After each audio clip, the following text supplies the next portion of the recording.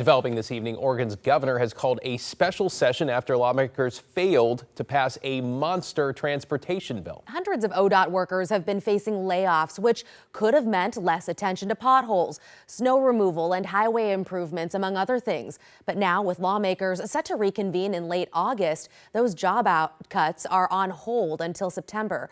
This evening, the governor saying, quote, "I am confident that lawmakers will step up next month to avert these layoffs by approving the necessary funding for the state's transportation needs." Well, we also heard from House Minority Leader Christine Drazen. She told us she spoke with the governor yesterday and does not agree with her call for a special session on the Friday of Labor Day weekend. Here is why.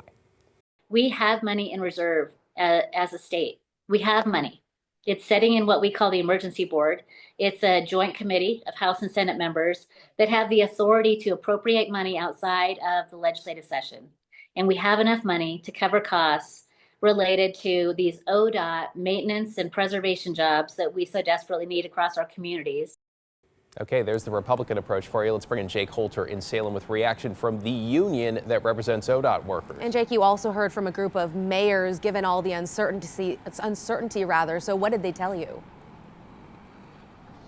Well, Christine and David, I spoke with the legislative director of the League of Oregon Cities this afternoon, who tells me he is relieved, though not altogether surprised, that this special session was called. He hopes it breathes new life into transportation funding, adding that rural and coastal communities especially rely on ODOT teams who can sometimes act as critical first responders. Looking at delays, you're looking at issues related to vehicular safety. That are all impacted by the lack of having staff in those critical spaces. And over at ODOT, Sub-Local Vice President Jason Lawrence tells me that he thinks legislators should put politics aside and get this funding across the line.